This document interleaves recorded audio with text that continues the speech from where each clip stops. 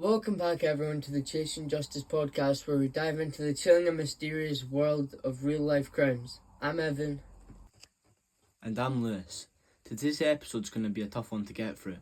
We're talking about one of the most notorious serial killers in American history, Gary Ridgway, also known as the Green River Killer. That's right, Lewis. Ridgway's story is not only disturbing because of the sheer number of victims, but also because of the length of time it took authorities to catch him. For decades, he evaded the police, all while being incredibly methodical in his actions. It's a harrowing tale. Ridgway murdered at least 48 women over the span of nearly 2 decades, but there's still debate whether the real number could be even higher. Exactly.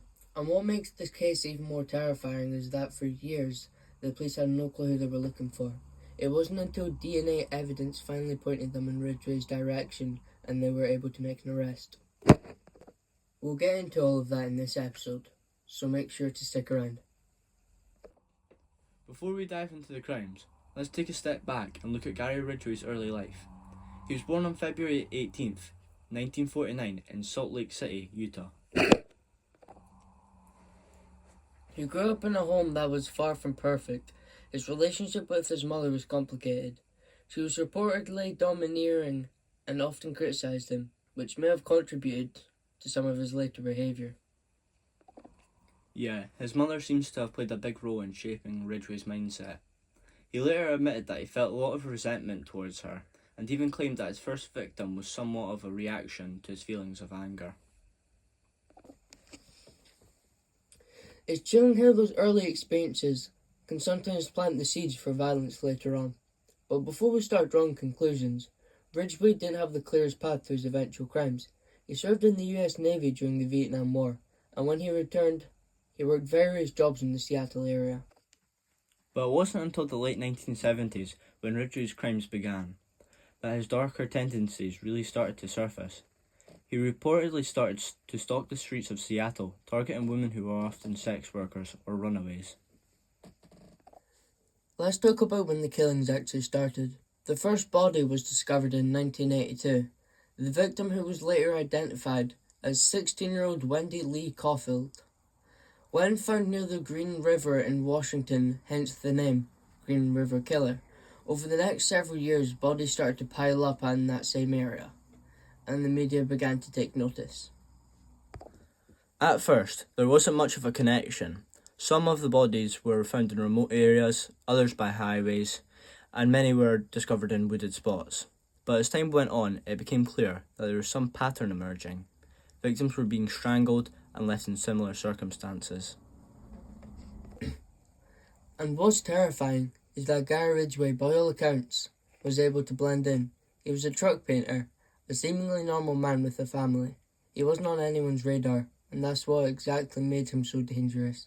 He didn't have any usual red flags of a serial killer. He didn't come off as menacing. Yeah, he was an unassuming guy. That's what made him so effective at evading capture for so long. But this isn't just a random killing spree. He was incredibly methodical. Ridgway would often lure women to his vehicle, take them to isolated areas, and then strangle them. Some victims were found with restraints, while others were strangled by Ridgway's own hands. He often led them places where they wouldn't be easily discovered. He was also extremely careful about covering his tracks. He'd often revisit the sites where he'd left the bodies, sometimes even having intercourse with the remains. He even kept detailed notes about his crimes. It's terrifying to think Ridgway had all this level of control and was able to continue for so long without being caught. Now, let's talk about the investigation. The Green River Killer case has become one of the most largest and expensive investigations in US history. Spanning several decades, it was like a never-ending search with no real leads. The police were initially overwhelmed. They had no idea who they were looking for, and the body count kept rising. It wasn't until 1987 that they made a big breakthrough: DNA analysis. This was a huge moment in the case. In the mid-1980s, police began using DNA evidence to test people for possible matches to the killer. They tested semen samples found on victims and, for years, came up empty-handed. But in 2001, they had a breakthrough. DNA collected from a sample at a crime scene matched Gary Ridgway. It was a pivotal moment, but even then, Ridgway wasn't immediately arrested. In fact, police had been monitoring him for months before finally taking action.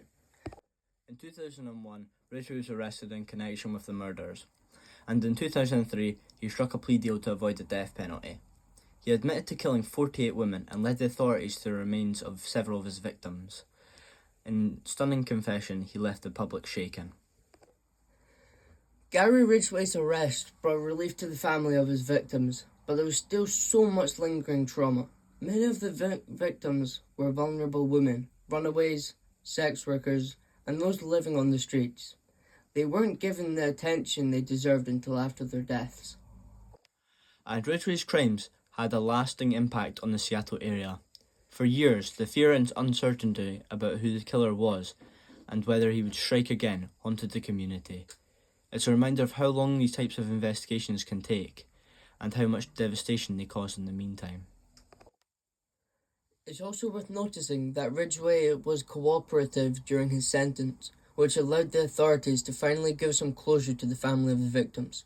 In 2011, he was sentenced to life in prison without the possibility of parole. Gary Ridgway's case is a reminder of how complex and terrifying the world of serial killers can be.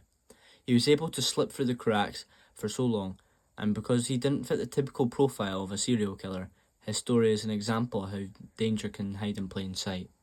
So Evan, after having that whole conversation, what do you think about this case?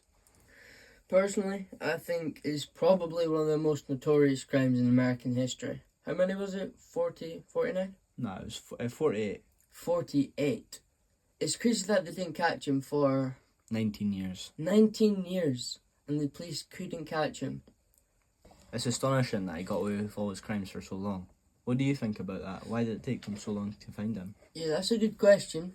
Personally, I think how nobody would have really expected him to be a serial killer. Yeah. Because it's like John Wayne Gacy, the double life, how he was just a truck painter, sorry. He had a good life. Did he have kids? Yeah, no, he had a kid. Yeah, kids and a wife. But it's He had a whole life, yeah. A whole life behind that, but he went and spoiled it by killing 48 women. So, Lewis, from your point of view, what did you think would have happened if they never caught him? I mean, it's hard to predict, but if they didn't catch him, he probably would have gotten worse. He would have killed more women, and it's just... I agree. Thank God they caught him when he did.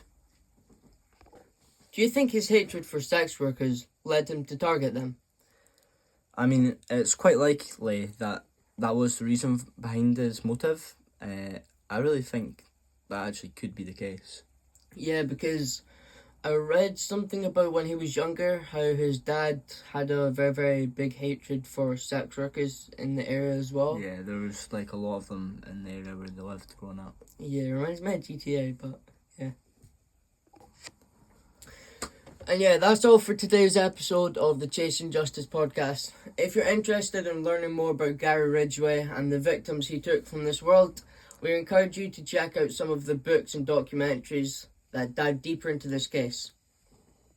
And as always, we want to remind you to stay safe out there. If you have any tips, feedback, or just want to say hello, we'd love to hear from you on our social media or our Instagram. Until next time, stay curious and remember, the truth is often darker than fiction.